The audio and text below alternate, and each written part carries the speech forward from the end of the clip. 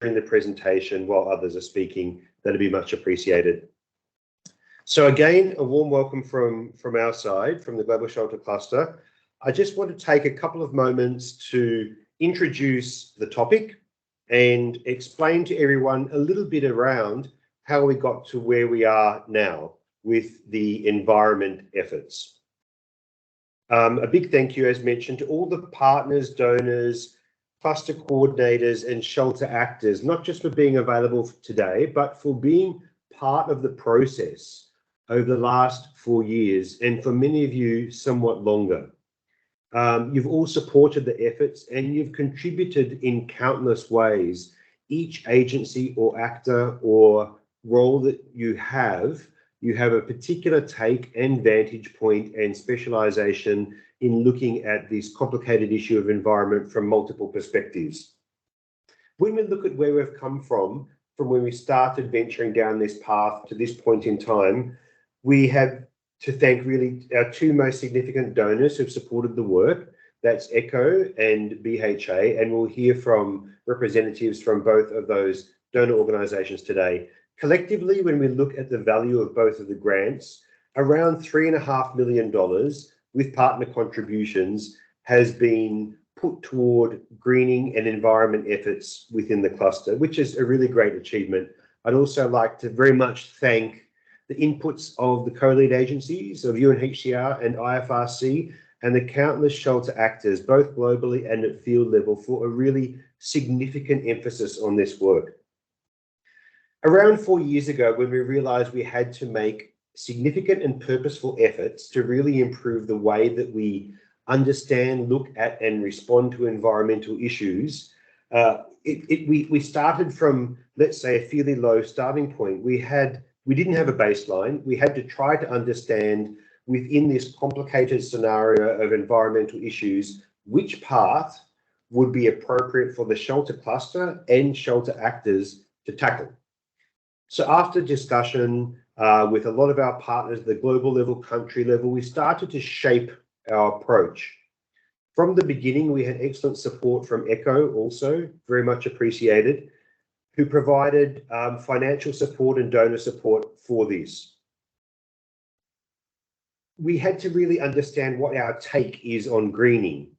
What does it mean? What doesn't it mean? What issues are specific to the shelter cluster and shelter actors versus other actors who may well be better versed to respond to those points.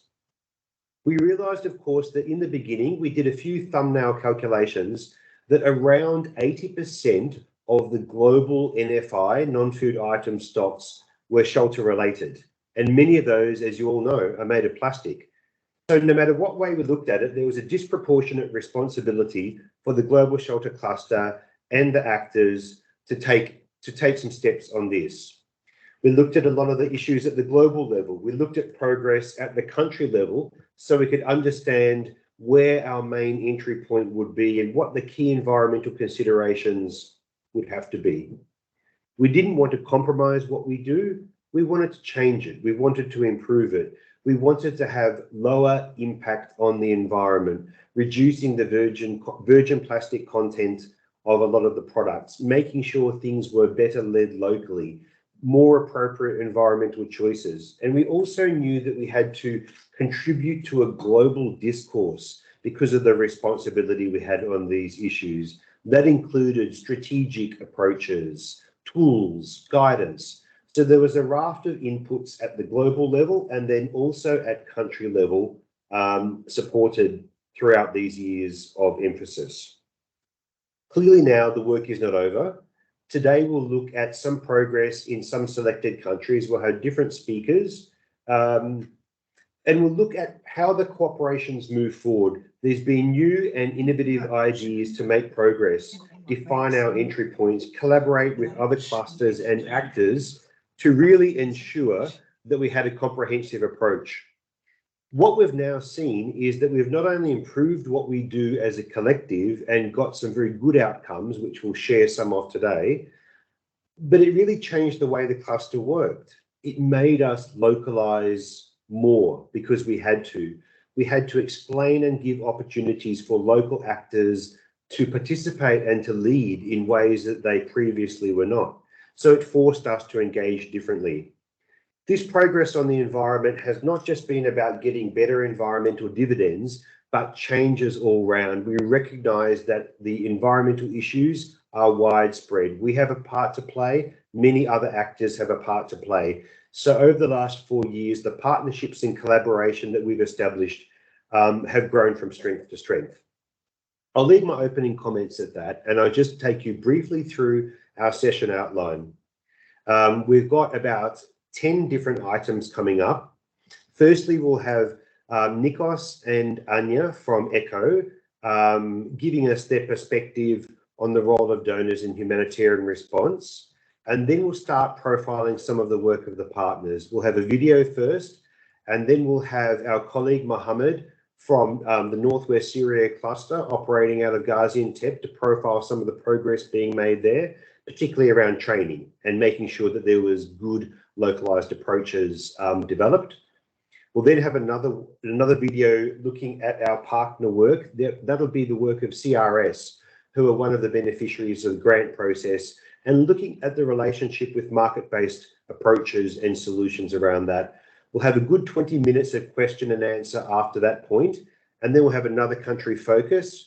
We'll have Sneha, who's from the Turkey cluster, and she's really looking at some of the measures that we've made to influence how we respond. So it's not just about the long term, it's about the immediate humanitarian response and what kind of environmental breakthroughs we've had there also. Another video after that where we have our partner Cretair to look at the shelter response profiles. And then we have Martha from the Yemen cluster, who'll talk and explain a bit more about the processes that happened in Yemen in regards to local building materials and techniques. After that, we'll profile one of the tools that was developed, a simple calculator from one of our academic partners that really describes how we can start doing simple calculations for better solar initiatives going forward. Then we'll have Alex Miller from BHA, who'll be joining us from the US and speaking about the role of BHA and the support that BHA has provided for the shelter cluster initiatives.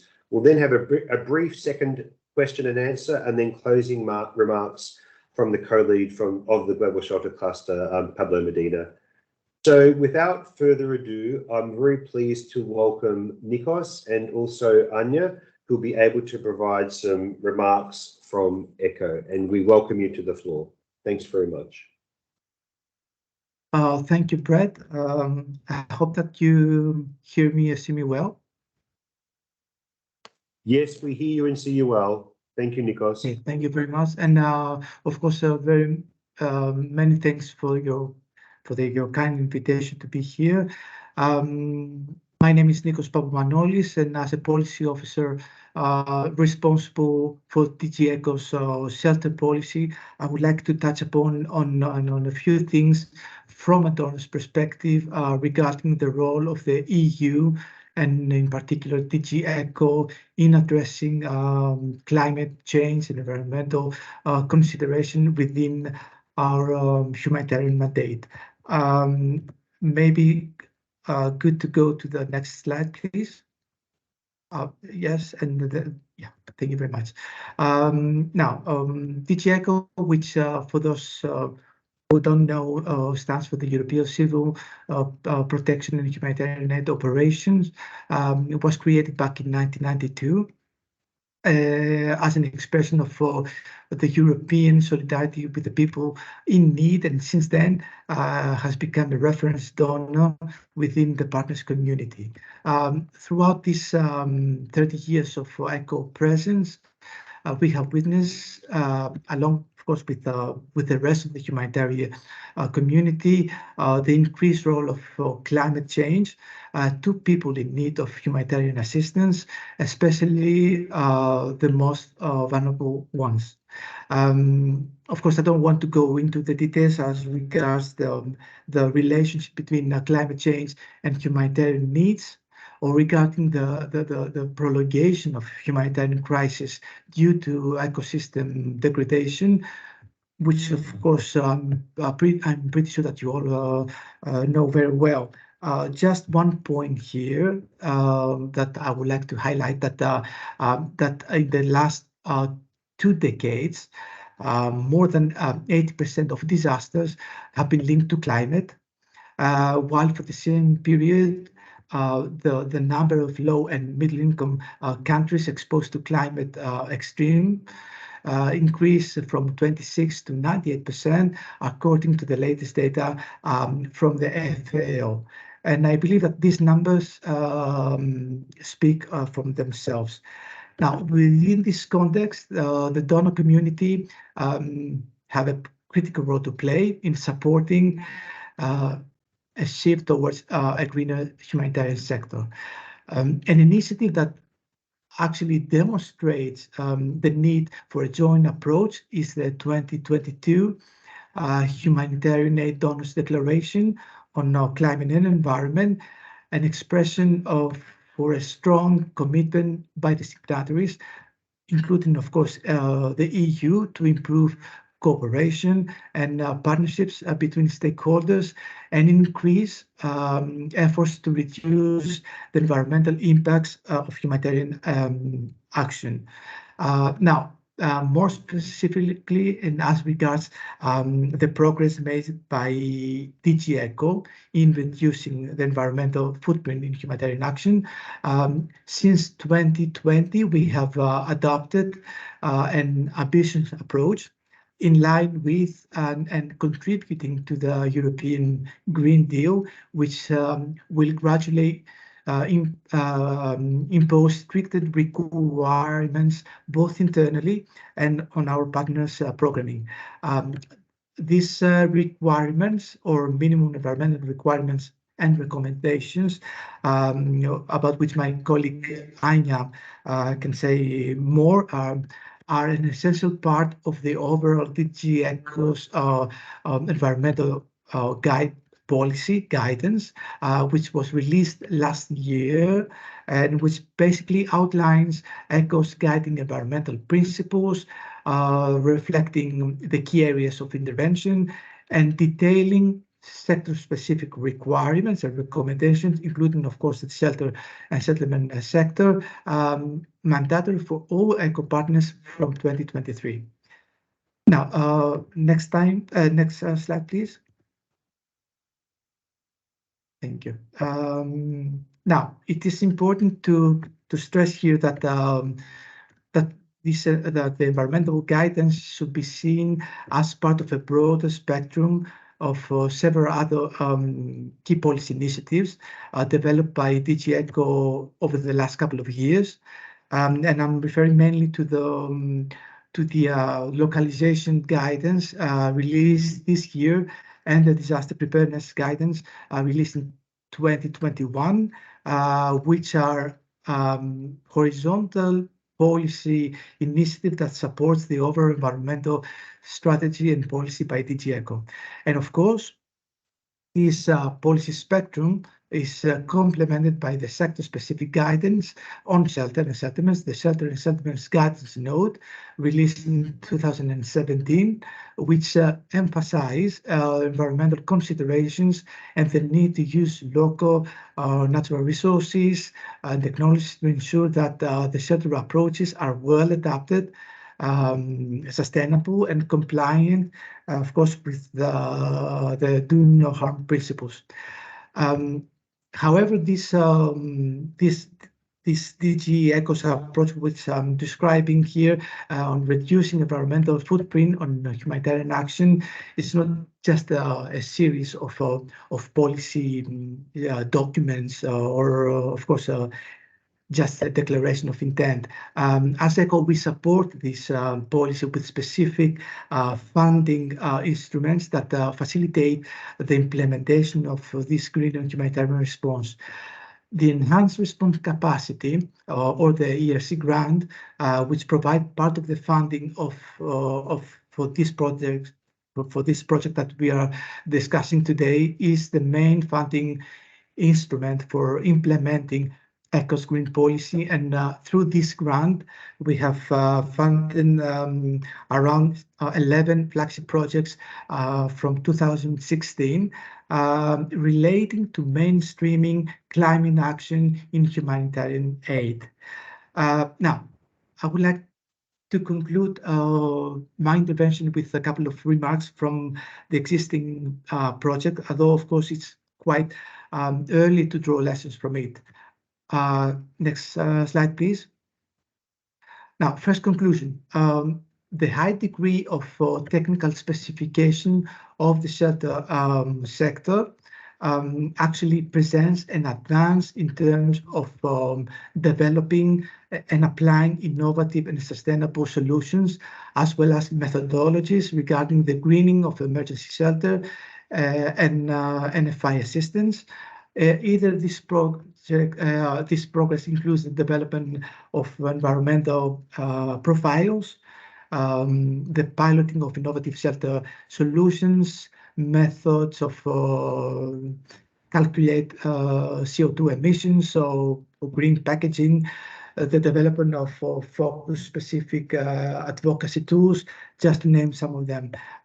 Second remark, emergency shelter responses must be designed in a way that balances standardization with customization or localization, let's say, meaning that it is important to understand when and where we can adopt a global solution, usually by delivering, for example, pre-positioned shelter items as part of a rapid response mechanism, or when we can locally adapt and use shelter responses defined in each country or region.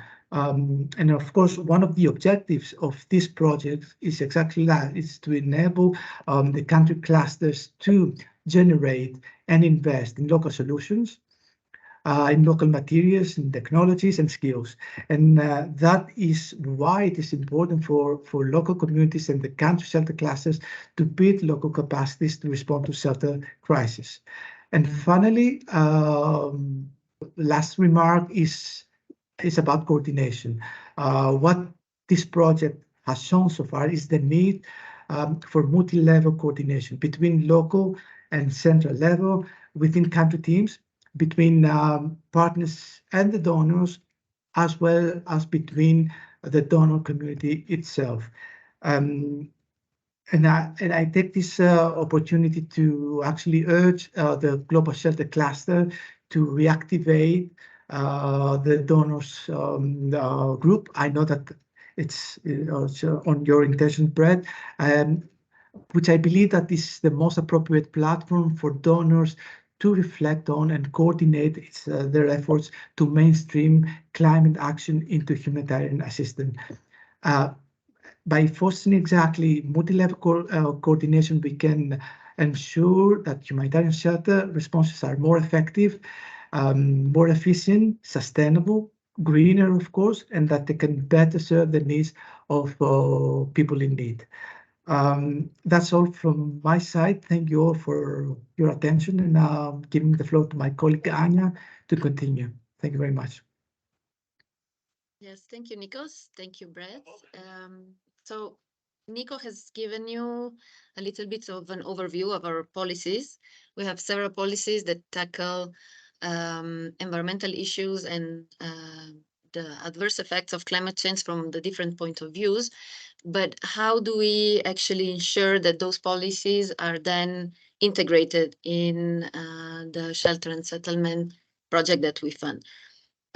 We know by now from several research papers, life cycle analysis, that actually the shelter and settlement sector, together obviously with WASH, represent the areas of work that have the biggest impact on the natural resources and the natural environment in the responses that we support.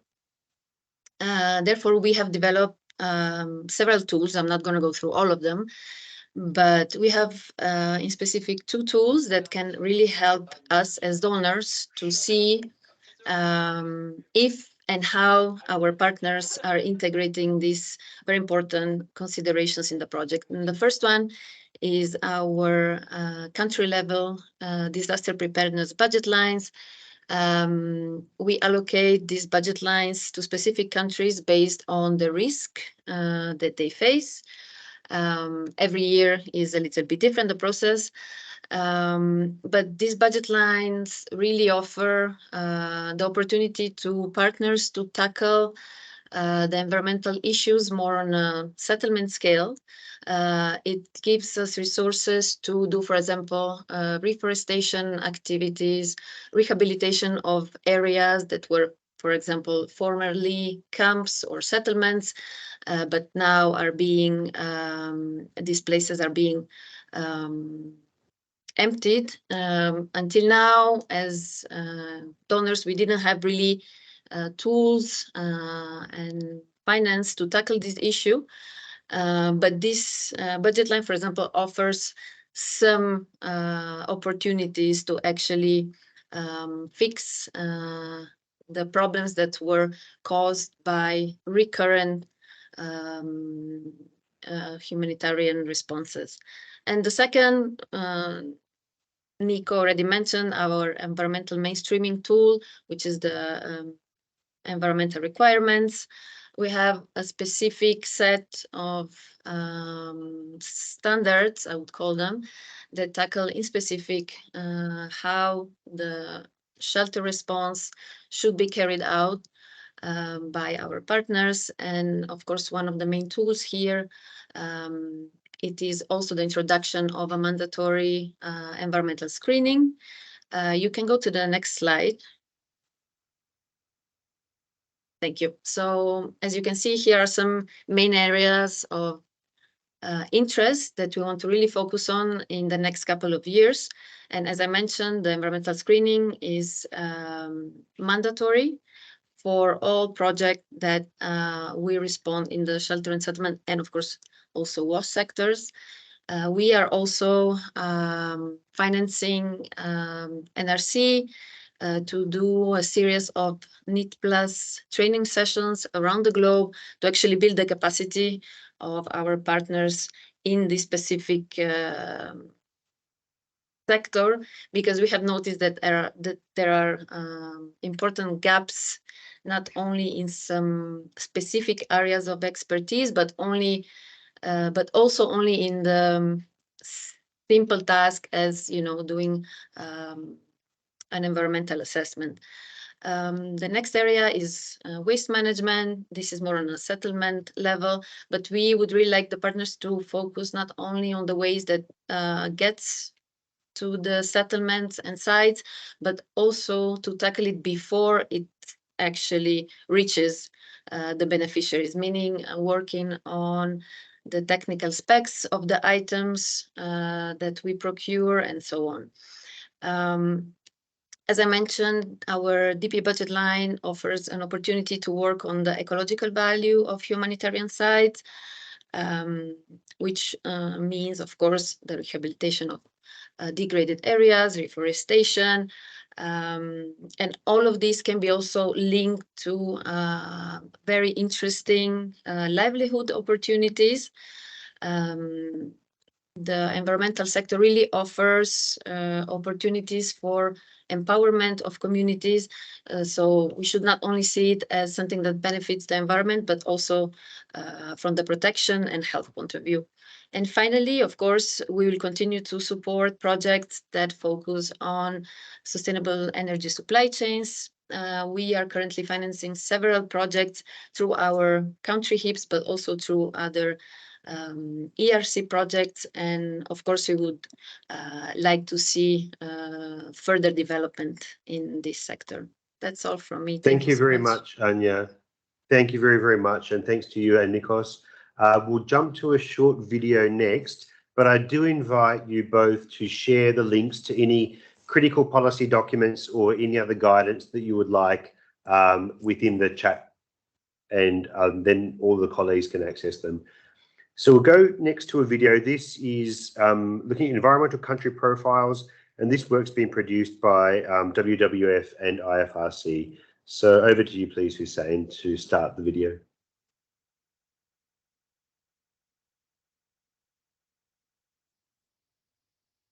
Hello, my name is Kelly. I work for the Global Shelter Cluster as part of the Green Team.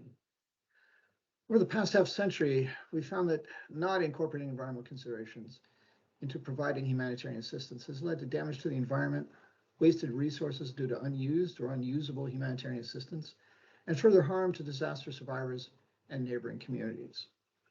Behind me is a picture from Aceh, where housing was built in a place subject to flooding. Building housing in flood zones can be prevented if environmental considerations are incorporated into humanitarian planning operations. Hi, my name is Mandy George, and I also work for the Global Shelter Cluster as part of the Green Team. An environmental country profile is a resource produced in collaboration with country-level clusters that informs environmentally sound shelter programming by making key information about country-level environment and shelter considerations, impacts, and opportunities available and accessible to humanitarians. They are full of useful information to help shelter practitioners in country to respond more effectively. You can see here the range of topics that they cover. This varies from high-level information like the major environmental challenges facing the country through to shelter-specific information like the most common building materials and their environmental impacts.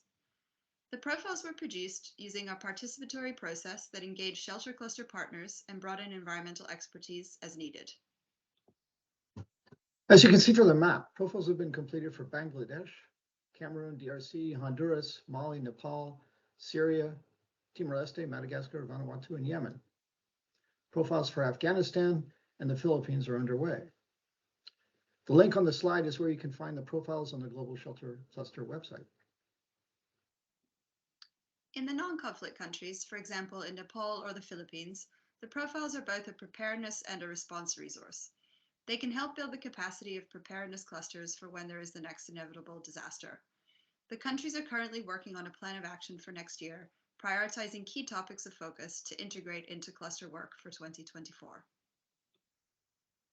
In conflict-affected countries, a profile not only documents environmental information useful in humanitarian operations, but also provides a chance to look at challenges and opportunities to incorporate environmental issues into the humanitarian response. The review of ongoing operations provides the basis for a country-level shelter cluster plan to improve environmental integration. These plans will be the focus of shelter cluster support in 2024.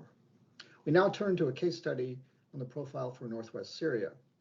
But before I go, I want to acknowledge the contribution of Green Team member Madeline Marara to the development of the profiles.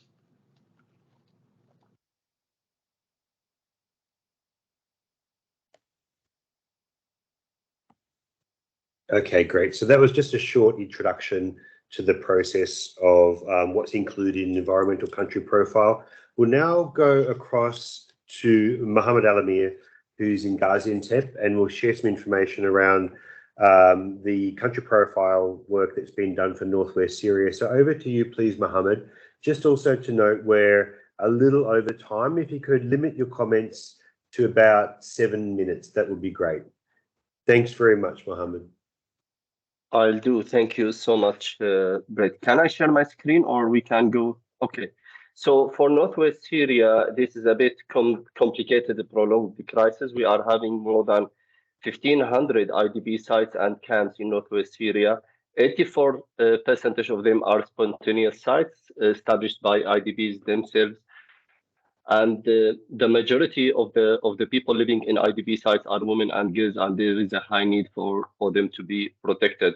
While those sites have been, let's say, changed due to the prolonged crisis, people started to shift from emergency tent into dignified shelter and other solutions. If we can have a look at the next slide.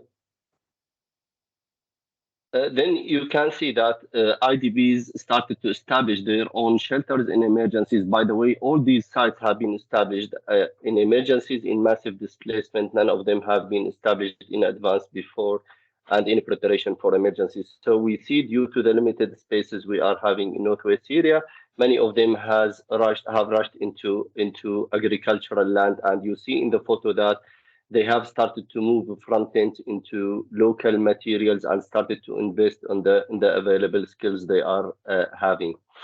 In the next slide as well, we'll see that this is these sites are lacking the major infrastructure in IDP sites, and they are in need for longer term solutions. Shall we move to the other slide?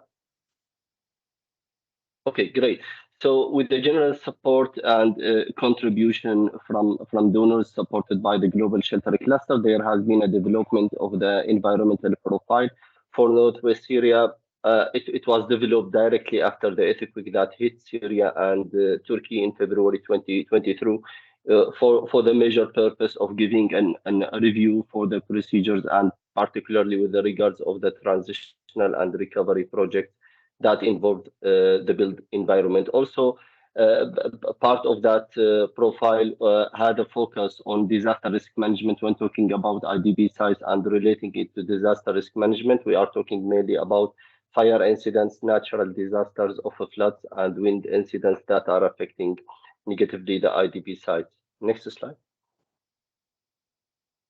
The training also was a good opportunity for the cluster members to start building their own capacity around better engagement or better consideration of the environmental approach when delivering shelter and NFI response.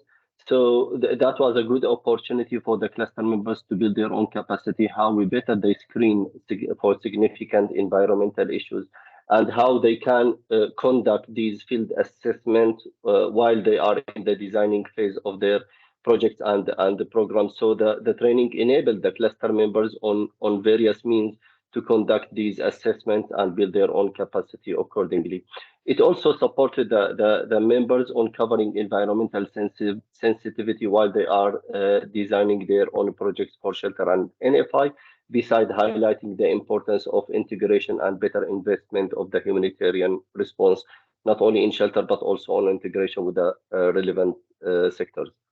Next slide. So such a good example could be shared from Northwest Syria, what consideration the cluster usually applies on integration and supporting longer term solutions in shelter, and also consideration of solar energy, let's say, for example, investment in these sites. So you can see it's part of the infrastructure improvement. And now there is a technical working group working on revisiting the dignified shelter guidance we are having, how we can put on the household level some parts of the ceiling made of solar panels to ensure providing sustainable solutions. And the infrastructure you can see here in the photo, that photo was taken after the earthquake, where there has been an integration between early recovery that is doing debris management and removal, and then using it for infrastructure to complement with the shelter approach. Next slide.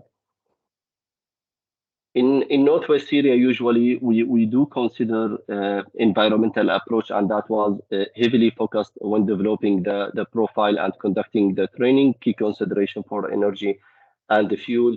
And as I just mentioned, it's a collaboration between early recovery and shelter NFI to make sure that we have smooth access to the damaged houses and rehabilitated buildings later on through these full management of the waste and the debris in the affected location, where we make sure value recovery through recycling of these debris, beside highlighting the risk I just mentioned about the natural disaster we usually face once it started to rain in Northwest Syria.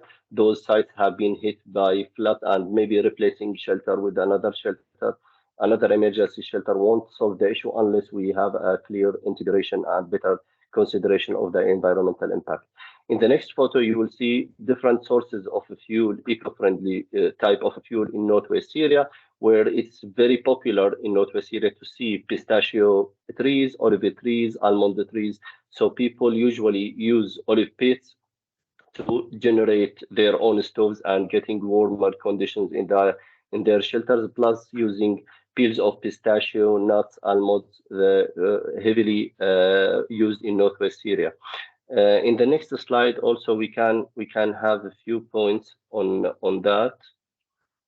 Yes, what integration approach? So we are having the profile enable the cluster team to reconsider developing our strategy for 2024 and the 2025 for the environmental greening the response and for better consideration of the environmental aspect to reduce harm of the affected populations and improve effectiveness of assistance, improve understanding and knowledge about sheltering options, human security, waste management in collaboration with the WASH cluster, and good engagement with the livelihood and early recovery for the inter-cluster collaboration.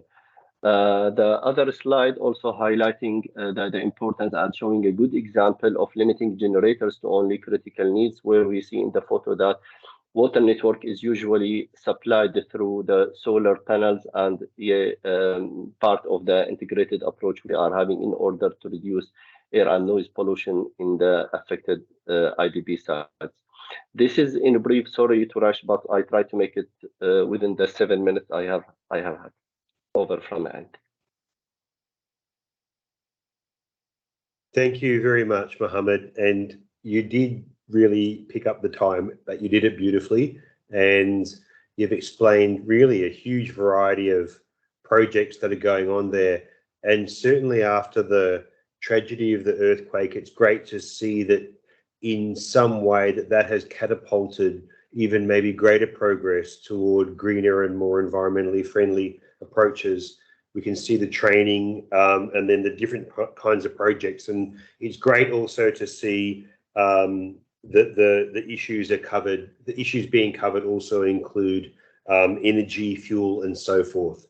And I think that's something that maybe we can pick up on in the question and answer time. So thanks again, Mohammed. Stand by. After this next item, we'll go back for question and answer, and no doubt there'll be some for you. So thanks very much. Next, back to Hussein, if you can please share the video.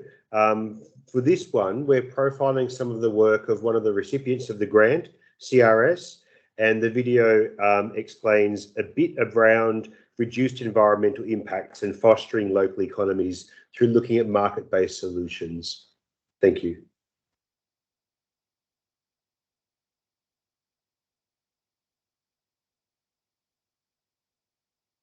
Hi all, I am Bassam, Shelter and Settlement Technical Advisor in CRS. CRS and Global Shelter Cluster Consultants supported implementing greening the shelter response approaches in Gaza, Central African Republic, Nepal, Malawi, and in Syria.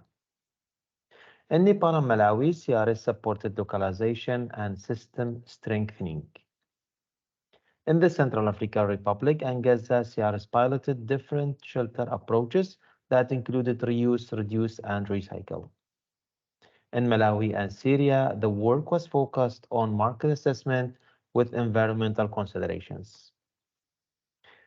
Our focus today is on the cash and market approach implemented in Syria. This work started prior to the earthquake in February of this year. Here you can see some of the main challenges and urgent needs to the NFI in Syria. The Global Shelter Cluster Consultants supported the cluster in Syria to conduct market assessment, use SMAC tool for CO2 emission, and produce environmental scorecards for the selected NFI materials. Market assessment consisted of two main phases. First phase, household focus group discussion and key informant interviews. Second phase, vendor survey. In these assessments, beside market questions, the team also asked environmental questions, included material composition, transportation of items, packaging, durability, reuse, and item lifespan. Then SMAC tool was used to calculate CO2 of the NFI based on data collected in the market assessment on component of materials, packaging, transportation, and item lifespan. The team produced a scorecard, environmental scorecards for mattress to compare UNHCR in-kind distribution with 3 different types of mattresses available in the local market.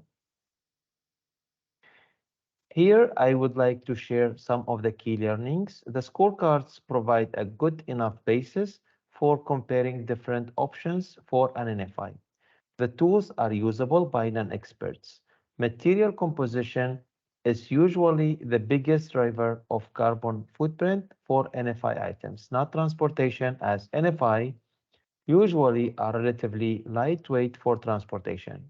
We need to consider carefully when and how environmental considerations are factored into shelter and NFI modality decision-making. Also, I would like to share that the tools of market assessment and scorecards will be available for other country clusters to be adapted and used. Sela and Jenny are Global Shelter Cluster consultants, supported designing and implementing this initiative in Syria. Both of them are here with us in this webinar and are happy to answer your questions. Thank you so much. Thank you very much, Bassam. Much appreciated. Really great to see the profile of the work there undertaken by CRS and also with Scylla and Jennifer there as well. So we can now open up for any questions. To moderate the question and answer session, we'll invite Pablo to assist with that, please. And just as a quick recap, apart from the introduction, we had Nikos and Anya giving the perspective from ECHO. We then had our first video, which was around the environmental country profiles with WWF and IFRC. Then we had Mohammed profiling the work from Northwest Syria, and just now CRS. So if there's any questions that anyone would like to begin with, I'll hand over to you, Pablo, for the moderation. Thank you. Thanks, Brett, and hi, everyone. I'm Pablo Medina, the Global Shelter Cluster Coordinator on behalf of IFRC. If there are any questions, please raise your hand and unmute your microphone. We have about 7-8 minutes for Q&A before we move on to the next part of the webinar. While you think of questions, let me just quickly recap what's on the chat. ECHO is funding the rollout of NEET Plus through NRC. They've done it in a number of countries. The Green Team has also supported this, and we continue to do that. And also, there is additional funding through a new BHA grant to the Global Shelter Cluster to do additional environmental profiles in other shelter clusters not covered through the previous ECHO grant or the former BHA grant. I saw a hand there from Jim, but I don't know if it was an accident, Jim. From Jamie, maybe? Or was it Jamie? Yeah. Hi, Pablo. Hi. So yeah, Jamie Richardson from CRS. I'm really interested to see, great to see the presentation, and I'm looking forward to the rest. And maybe this is a question for the end, but it's having done all of this work, how do we see the kind of dissemination moving forward, so that we see all of these tools and these guidance being used into the future? How do you think, how do you see that being carried forward? Thank you.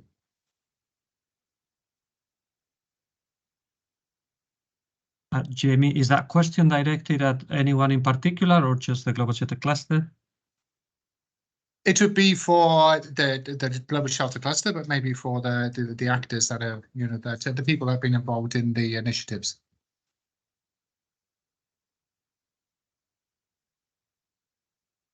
Okay, yes, that's something we could address also at the end when we talk about the next steps. Obviously, for those tools that are country specific, the dissemination will take place at the country level, and every country level shelter cluster will take on to maintain, keep, update those tools. For the dissemination of these tools available from the Global Shelter Cluster, we are doing that through various means. The Global Shelter Cluster email newsletter, to our email distribution list. We are doing specific webinars like this and others. We're having regular monthly calls with every country cluster where we disseminate the tools and funding available. And we communicate the results through the annual shelter coordination workshop amongst coordinators and the Global Shelter Cluster meeting with our partner agencies. I don't know if perhaps Brett would like to add, or anyone in the Green Team. We can probably, I agree with you, Pablo, we can probably cover off that one a little bit more near the end of the session where we're talking about next steps. But fundamentally, we've produced a lot of guidance, produced a lot of documentation And then the next phase really is around uptake and measuring of impact at country level. That also relates, Pablo, to the question there from Xavier. And maybe it's best if Anya could answer that one. I mean, Anya, you mentioned quite a lot about the approaches and the projects. Is there something there that jumps to mind in regards to anything that you've seen in terms of quick wins that can be captured so far? So maybe over to Anya for any thoughts you may have on that. If you don't have anything immediately, we can also cover that later. There are many actually, but yeah, I don't know what in specific.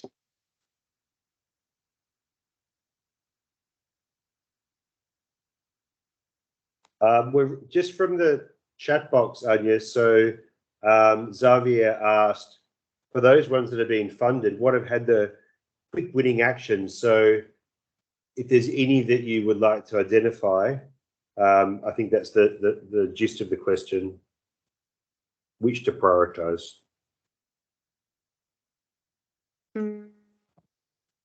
I don't know, I'll have to think about that. I can come back to you, maybe.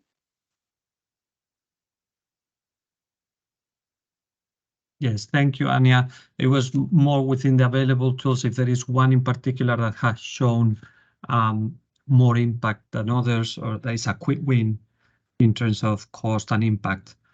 But we'll give you some time for that and maybe come back later to it, or otherwise we can follow up in writing. There's a question for CRS in the chat. Following the presentation, it's about whether you will be sharing your assessment tools and findings, and if so, where?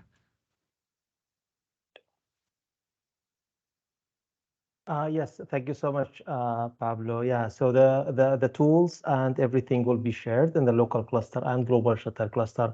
And now the team is drafting the final report and finalizing the process. Also, that will be shared. Thank you so much.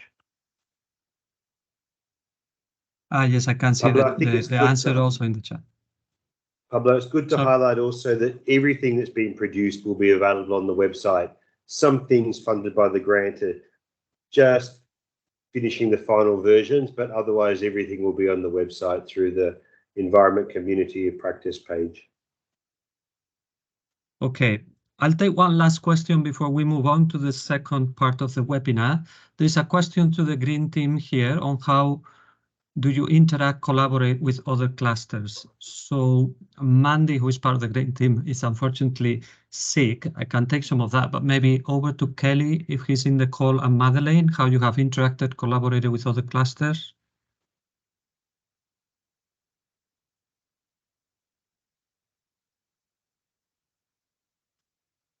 Not sure if they are in the call.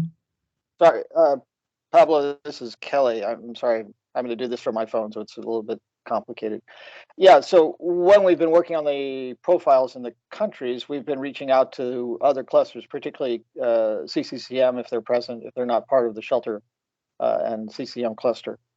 We reach out to other clusters, we talk to OCHA, and we try to highlight the fact that the profiles themselves are of use to all the clusters, not just for the shelter cluster.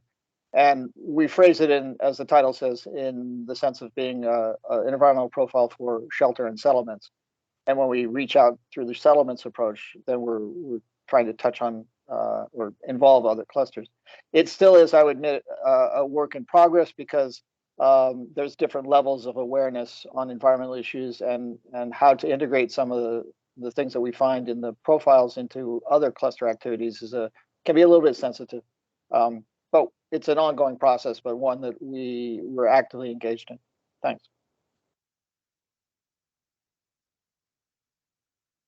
Thank you. Anya, your hand is up, but I'm not sure if it's from earlier. Yeah, it's on purpose. Just to add to what Kelly said, I also found that you guys have engaged in a very collaborative way with, for example, NRC. You said it, we are funding these trainings around the globe, and you have coordinated with them also, some sessions in countries where we didn't cover through that training. So, all the clusters were able to get at least some sort of, webinar. I'm not sure if it was the full package of the NEED Plus, but I found this, I don't know, very good, and also in a way to harmonize a little bit, because obviously through our project we couldn't reach every country, but it was very helpful, at least from our side. We saw it as a very positive thing to coordinate. Thanks. Thank you, Anya. Michaela, we were answering your question, and perhaps your hand is up in relation to your question about how do we collaborate with other clusters? Yes, just wanted to complement to my question that, yes, I'm Michela Balzino from the REC team that is a part of the logistic cluster, and we are the green team of the logistic cluster. Just to mention that I was curious because I always believe that additional collaboration from clusters is needed. So for sure, I will reach out to you to keep this conversation bilaterally. Absolutely. And of course, our colleagues in logistics are also actively participating in the logistics cluster. But to reach out, we do make an effort. And we also have obviously the Global Cluster Coordinators Group, in which all clusters get together, and we'll have a retreat at the beginning of February next year, where we can also discuss issues relevant to this. Pablo, thank you, Michaela. I think we'll go into Over the to next you. one now. Great. Thanks Yeah. very much.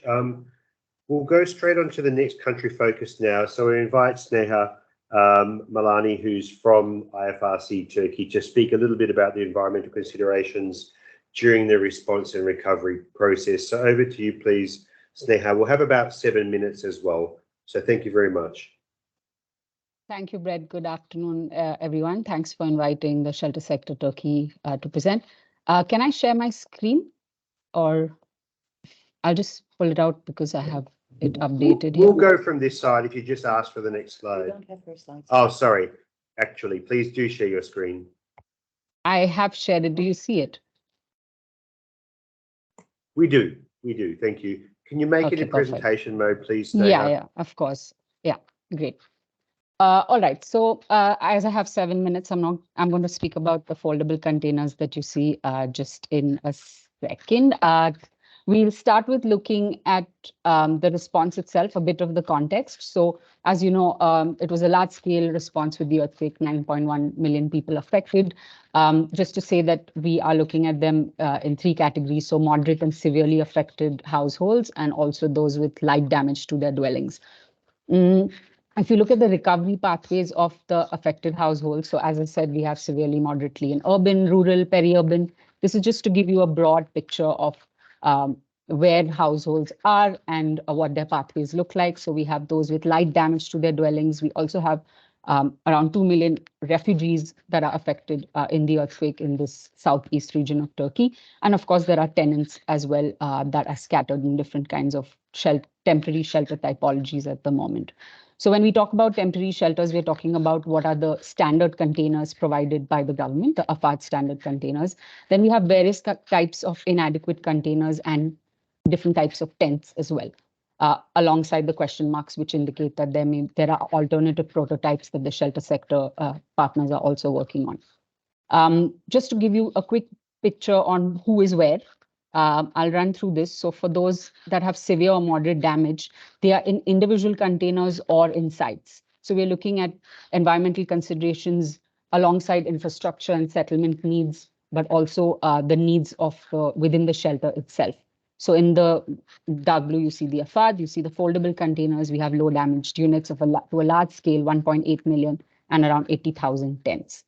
The households with light damaged dwellings could be in their dwellings or in foldable containers or in tents. And the refugees largely are in the foldable containers. I keep repeating foldable containers because these are really inadequate types of containers. And we're trying to work with the green team to also look at the best way to upgrade it, because we see that households will continue to remain in these shelters possibly for the next couple of years. Coming to the timeline of the response, we know this is a recent, the earthquake struck in February this year. And immediately when the cluster was activated, I'll move on to show you that the green team was engaged and environmental considerations were considered right from the beginning. So when we look at this next part of the timeline, you see that the green team came in from February to April. They also had an environmental advisor supporting the sector till the end of May. We've had in the emergency phase a focus on looking at how we can reduce the carbon footprint in terms of packaging, support in debris management.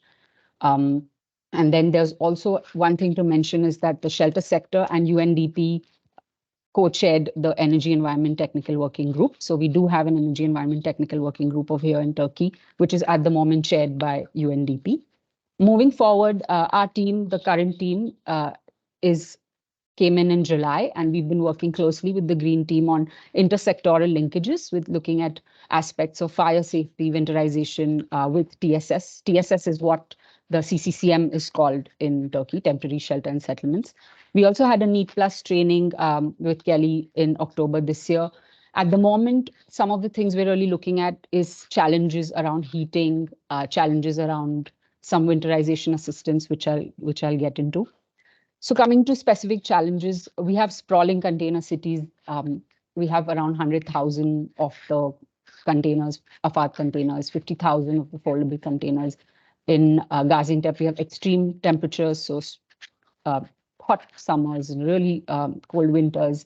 And one thing to look at is shading and greening within the container cities.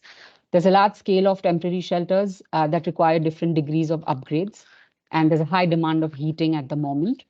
This is within the context of electricity shortage, fire risks, and comes with a large demand of fuel as well.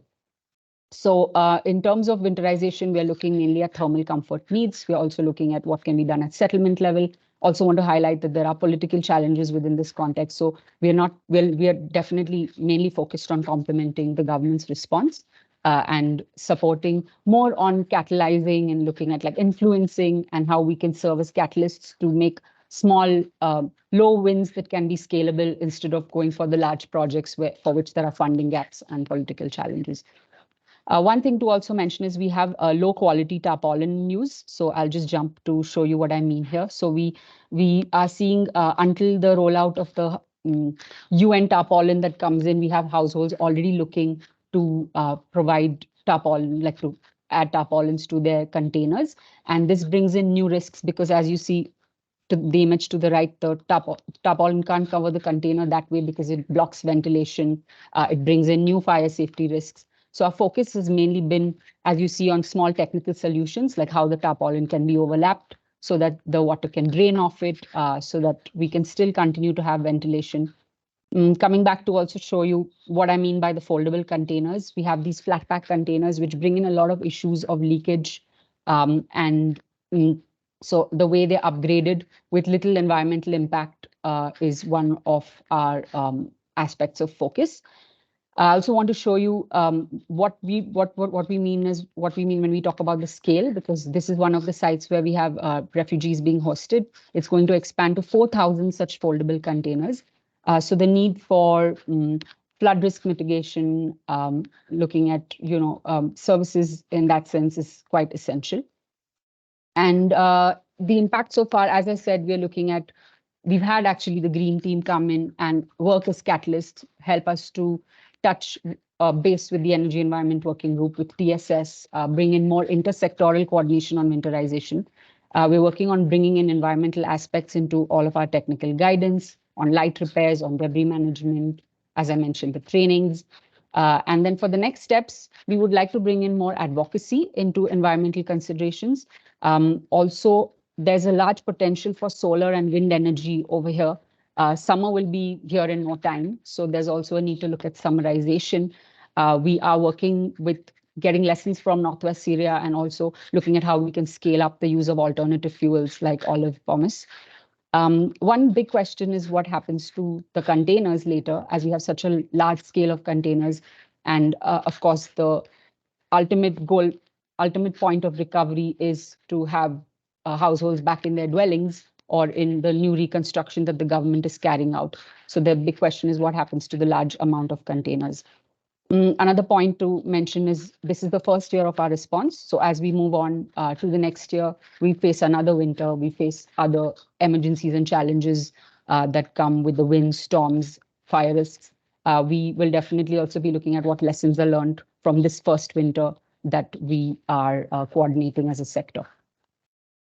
I'll not expand on this too much, but when we look at winterization, we're looking at it as an opportunity to really build the resilience of the shelters. So it's going beyond winter. And we are also piloting alternatives with shelter partners using local materials, using timber.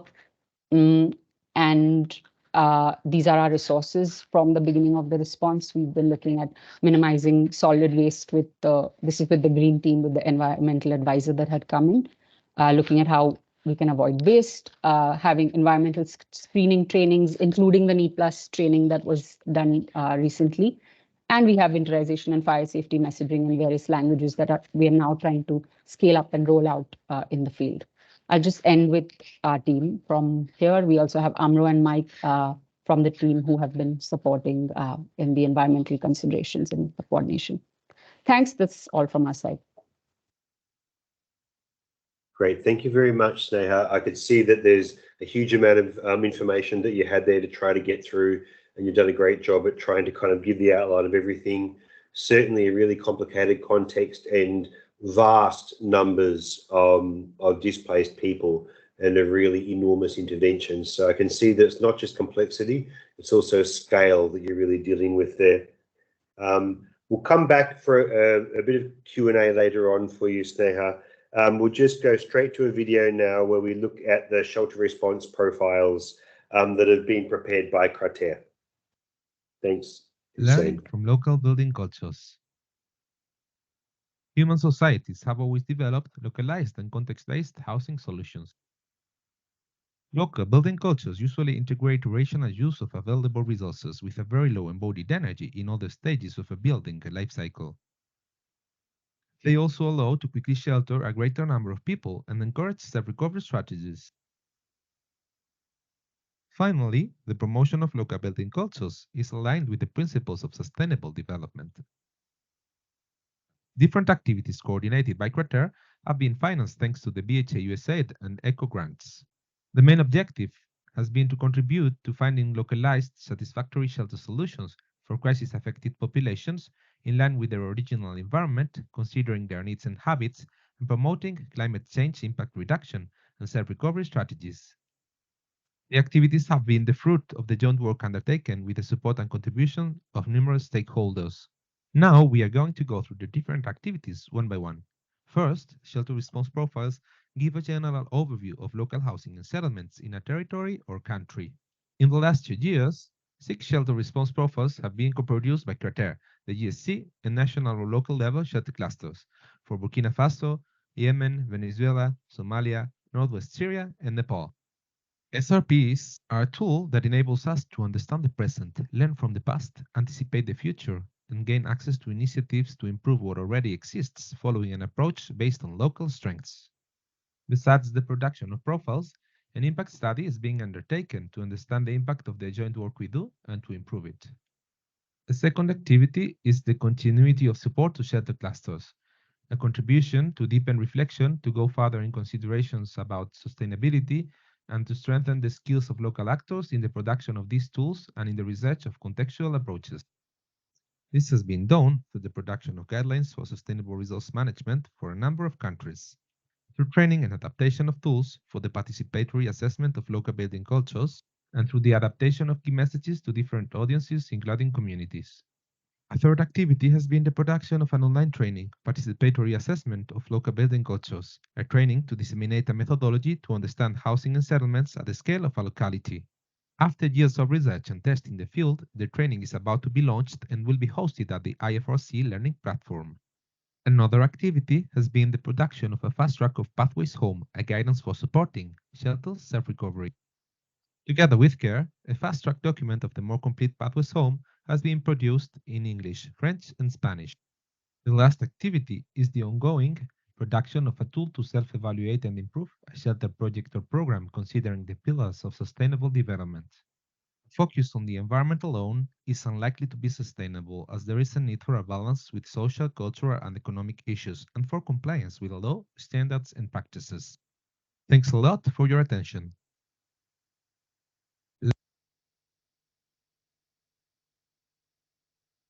Great, that was a really fascinating overview of the shelter response profiles by Enrique from Crater. They're all available on the website. I suggest that everyone takes a look. We might be able to put the link into the chat to facilitate that. And we'll also have a chance to have a bit of a discussion with Enrique and any of the Crater colleagues a little later on. So going through our rapid agenda, we'll go straight now to Martha from Yemen, our Shelter Cluster Coordinator in Yemen, who will talk a little bit about local building materials and the experience of getting improved environmental outcomes there. So over to you, please, Martha. Thank you. Thank you, Brett, and hi, everyone. Greetings from Yemen. Because of a connectivity issue, I will cut my video off. I don't have a presentation, but I will just talk about how all of these tools and that were developed will improve environmental integration to the shelter response in Yemen. So first, to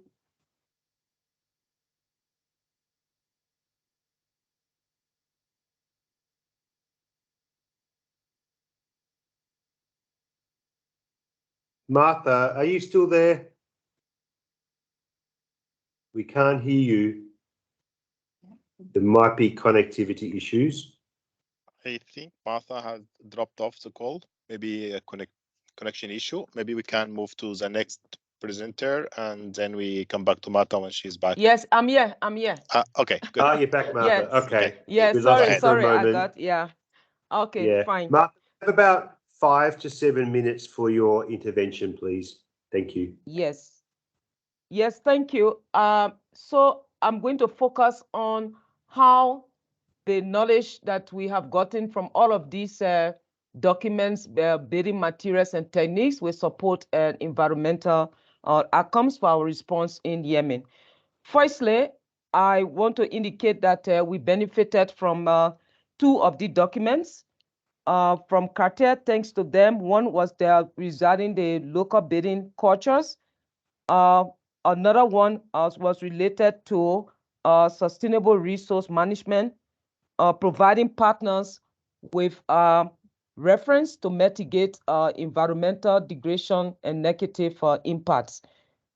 Some of the benefit of this and moving forward to integrate the environment and prevent environmental impact is the use of recycling materials, reducing waste, and maintaining original housing design. For example, we have some historical houses in Yemen, like the old city. So with these documents, we are able to make reference to make sure that we don't destroy that design. And in Yemen, we are working closely with UNESCO because of the needs. We have authorities and the community approaching shelter partners to rehabilitate those old houses. Another aspect of it is that it contributes to sustainable structures, because once we follow this, we'll make sure that we don't destroy those infrastructures, the original designs that were made. Also, we use that in terms of reducing the waste. And one example is when it comes to emergency response, especially for flood affected. Initially, we're providing, once your house is damaged, we give you a full package of emergency shelter, but we realized that some of these materials could be reused. And as a result, we designed the shelter repair kit, which we provide to the families whose houses are not totally damaged, but they can use some of those materials to rebuild their houses. Another benefit that we got, the Yemen Shelter Cluster, is the Yemen Environmental Profile, and thanks to Kere, and also NRC for providing training on the Need Plus tool. And this is something we are pushing forward for 2024. We have partners that were trained on the use of the Need Plus tool to use the analysis from the Need Plus tool as well as the mitigation measures to ensure that the environment is integrated at the very beginning. Initially, what we're doing is, for example, for flood mitigation measures, we're waiting the flood season to provide families to support them in mitigating flood, especially providing sandbags and other materials to help them. But now we have set in Yemen environment from the start of any shelter project, which will be integrated. So from the very beginning, and using the need to and local knowledge, will be able to know that this place needs some kind of environmental mitigation so that we address it from the very beginning of our shelter design. Another aspect of these tools that is beneficial is the issue of disaster risk reduction. And every year we have several settlements that do flood and create severe impact. And what we do, we respond. So what we have decided is that to look at these sites, look at the cost-benefit analysis to supporting community-driven initiatives for disaster risk reduction in order to mitigate and to have very minimal impacts whenever it rains or we have flash floods. And we have identified 8 of these settlements and work along in collaboration with the authorities, different clusters like wash protection, camp management and coordination as well. OCHA, we did an assessment of these sites, and moving forward next year, we are going to look at piloting this to make sure that we mitigate severe impact of the environment. Another thing also, these tools are useful because Yemen, as you know, the situation is protracted, and now we are looking at durable solutions, and we have the durable solution working group. As we advance towards durable solution, these documents will be a critical reference in terms of even development partners. And we even got some recognition from, for example, UNESCO, who appreciated this local building practices and said it was a very good document.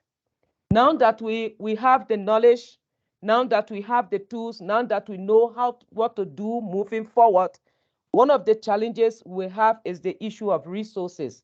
So I'm very happy when I heard ECHO mentioning resources on the mitigation measures, and we hope this can be made available to the cluster to make sure that all of these plans that we have to integrate the environment will be realized. Thank you so much, and if there are any questions. That's great. Thank you, Martha, for the overview. I know it's a very complicated context there with a lot of cyclical crises and flood and conflict, but it's great to see the trainings had impact and great to see the products have had impact as well. So really pleased to hear that. We'll come back for a couple of questions later on, Martha. Next, we'll go straight to Julia, who's from ETH Zurich, who's one of our academic partners within this grant, to give us an overview of the solar energy advisory tool. So over to Julia Salatano, please. Thank you, Brett. Thank you all. I'm here also with my colleague Ashraf Alaham, who greatly supported the work. We are happy to give you a very, very short overview of the SEED Solar Energy Advisory Tool. Let me just share the screen.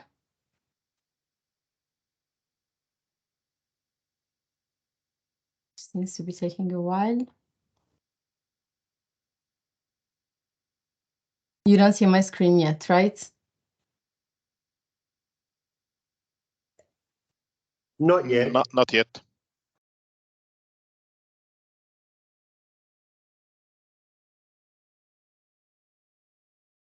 Still nothing? No, Julia. Sorry for this. Then let me reshare. Otherwise, I will just try from my colleagues. Asha, can you connect? Sorry. Julia, do you have a presentation or the website? Oh, now we see I it. have Okay. one slide and the website to It's show okay. to you. We see it now. Please go ahead. Okay, thank you. Sorry, I don't know what you're seeing, but I trust it is the slide that I have. The Solar Energy Advisory Tool was developed in order to support the Global Shelter Cluster partners with a digital tool which is open access and of global use to take early decision-making with regards to solar energy systems in context of displacement.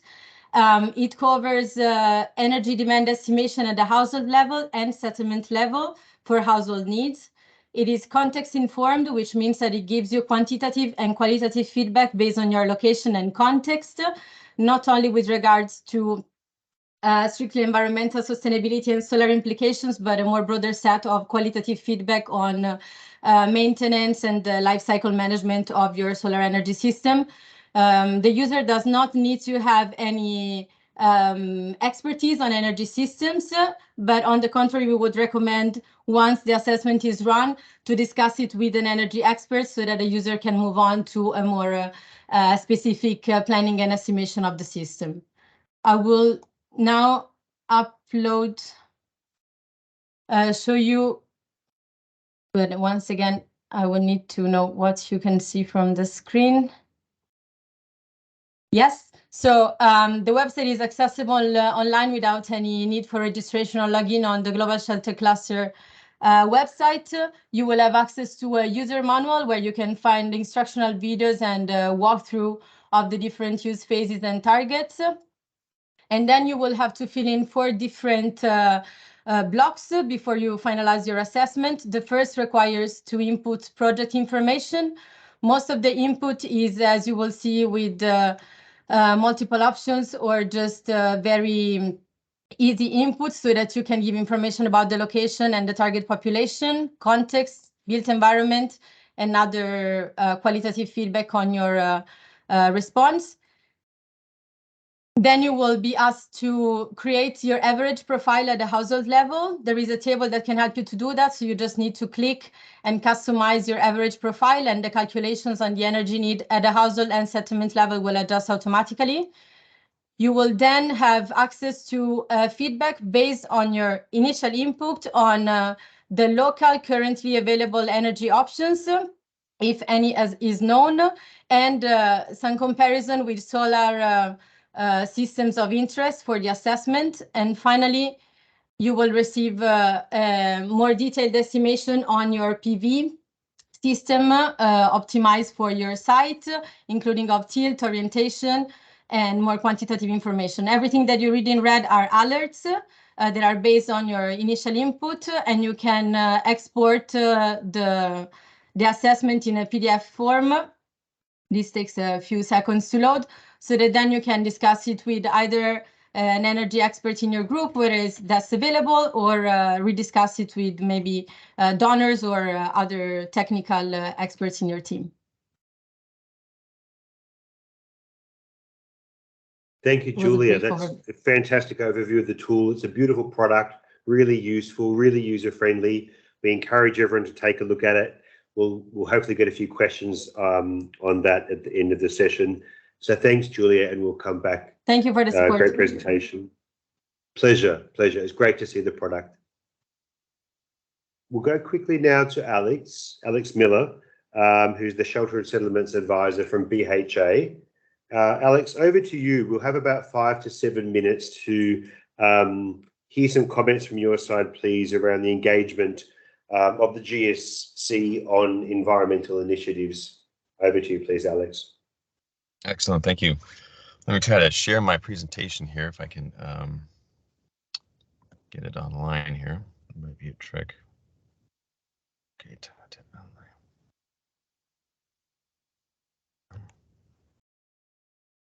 oh, sorry, excuse me.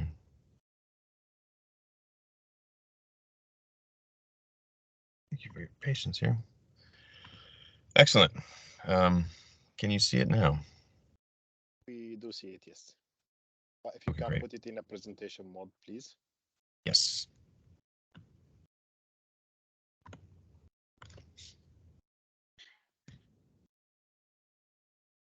Thanks, Alex. It's very clear. Please go ahead. Okay. Let's see here. Excellent. Is it coming in? It was. It needs to be in presentation mode, and then it's a little bigger on the screen. I'm having trouble connecting. Thanks, Alex. Check your network. Okay, let's see here. Let's see if I can slideshow it here. Should be good now, right? Yes. Okay. That's right. That's perfect. Thank you. Great. Let me just make sure that I can see it from my side here.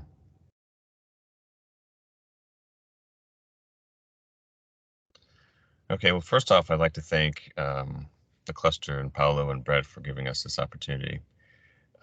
We are very much involved in climate, and I think from what we've been able to listen to, USAID is very proud to be part of what we've seen, and the USAID Bureau of Humanitarian Assistance has and will play a significant role in integrating environmental sustainability into its humanitarian response efforts. Addressing climate change is a top priority for USAID as part of the US government's renewed and strengthened commitment to building climate resilience for the world's vulnerable. From this, the USAID has released its climate strategy, started last year and continued to 2030, to guide agency programming to advance USG climate action. The final strategy draws on our strengths, which include our global presence, longevity in many of our partner countries, and breadth of technical and development experience, as well as expertise. USAID's BHA's core mandate includes responding to climate-induced disasters and challenges every day, supporting those who are most vulnerable to withstand or recover from shocks. This includes supporting disaster risk reduction, climate adaptation activities, and resilience programming that align with the agency's climate strategy and the priorities of the President's Emergency Plan for Adaptation and Resilience, or PREPARE. And more importantly, our policies can be seen through our programming and training activities. For example, in 2021, USAID joined the INSU Resilience Global Partnership to provide developing countries timely and reliable disaster response through disaster risk finance, insurance solutions, and early warning systems to help governments improve their ability to avert and minimize damage to those most at risk.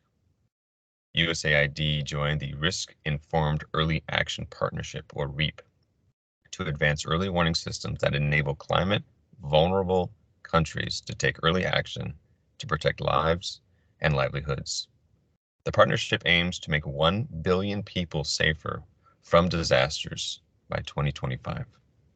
USAID is co-chair of the Partnership Council of the World Bank's Global Facility for Disaster Risk Reduction and Recovery, which helps develop countries better understanding and reduce their vulnerability to natural hazards and climate change.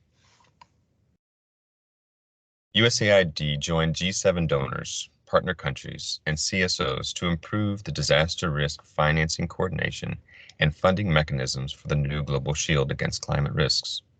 The Shield aims to bring together existing disaster risk financing mechanisms to provide a coordinated approach to assisting partner countries pre-plan and pre-finance climate risks.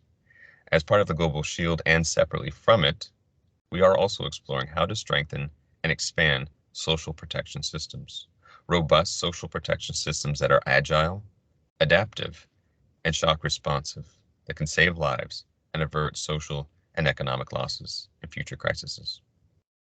Climate smart programming and training is pivotal to what we do. BHA has embraced climate smart programming and training, focusing on initiatives that address the impacts of climate change on vulnerable populations. This includes implementing projects that enhance communities' resilience to climate-related disasters and promoting sustainable practices to mitigate environmental degradation, such as our current award with the IFRC that focuses on urban settlements in coastal zones at risk of flooding due to rising seawaters, as well as our revised shelter and settlements training that will include environmental considerations for shelter and settlement programs funded by BHA, as well as ones that are not, and this is coming soon, as well as energy efficient renewable energy, recognizing the environmental impact of energy consumption in humanitarian operations. The Bureau has invested in energy efficient technologies, promoted the use of renewable energy sources. This not only reduces the carbon footprint of humanitarian activities, but also contributes to local sustainable outcomes. For example, since 2010, partners have taken advantage of our fuel efficient stove programming in humanitarian settings guidelines, seen on the slide.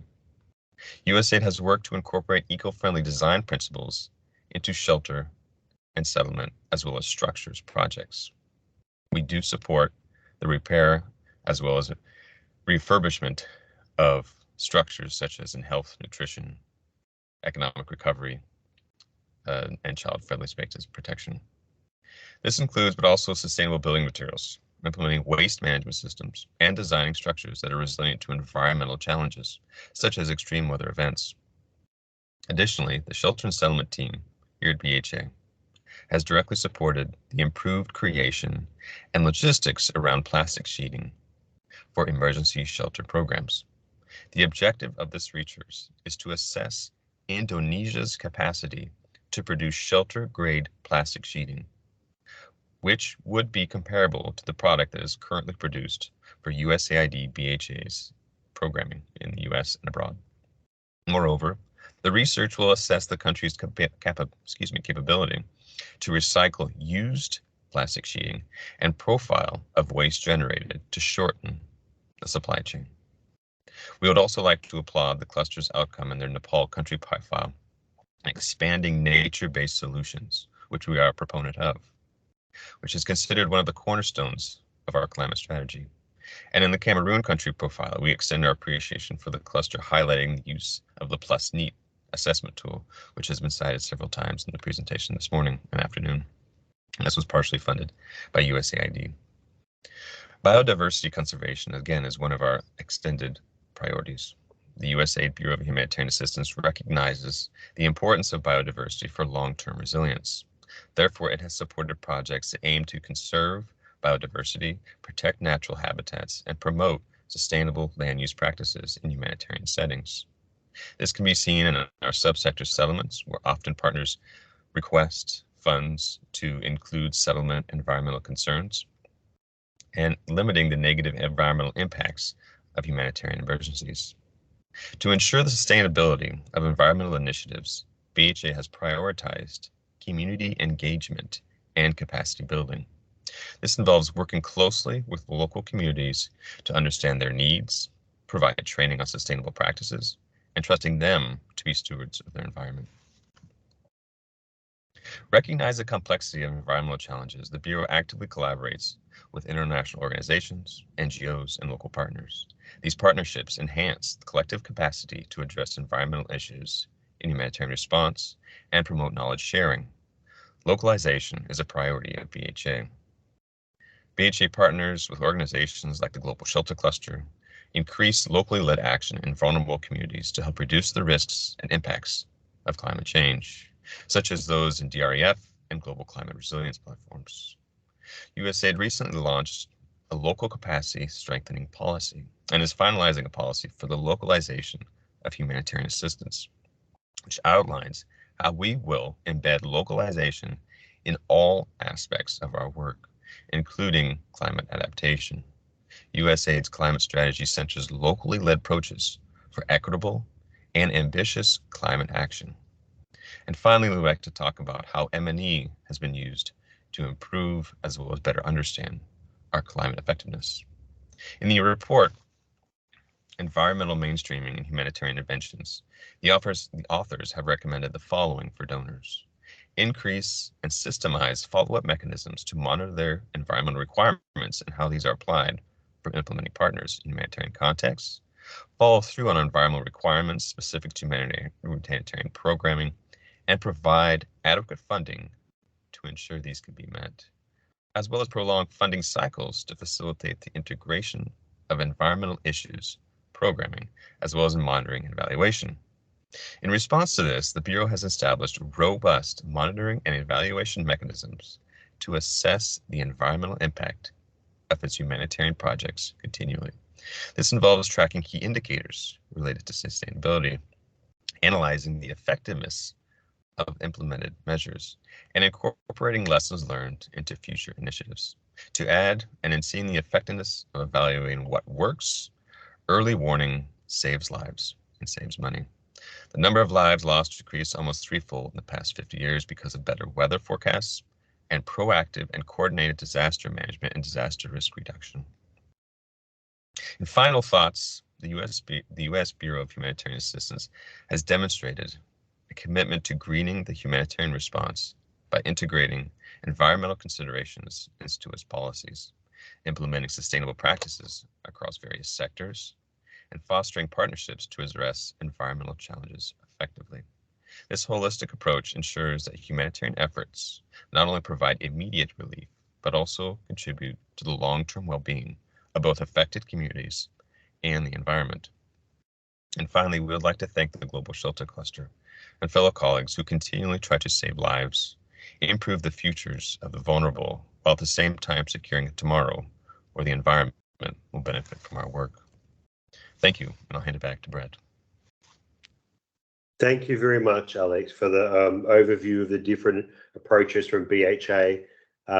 Much appreciated. It's a diverse range of issues and activities that are being supported. We very much appreciate it. We're right at the halfway, we're right near the end of the session, unfortunately, but we will be able to take a couple of questions for those that are able to remain online.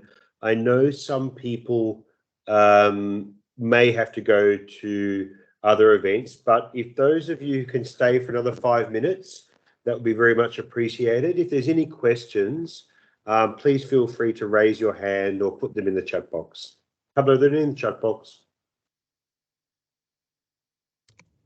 Hi, Brett. There have been some questions, but they have an answer on the chat as well. Okay. A question regarding Turkey on using CGI for containers and a response about the challenges on that, as well as the availability of all these tools with links provided in the chat for people to access them. The same question as before for BHA. I don't know if there are any quick wins for Turkey, Pablo? Sorry? Turkey or Yemen, or for in regards to the solar calculation tool profiled by ETH, or anything for BHA, or any from the first part of the session as well. Anyone there feel is the free question to... that was posed earlier to ECHO on if there are any specific tools or interventions that have been identified by BHA as with a particular impact. If you have an answer now, please do go ahead. Otherwise, happy to hear in writing, both from ECHO and BHA, if through the different projects they've supported, they've been able to identify something that is particularly impactful.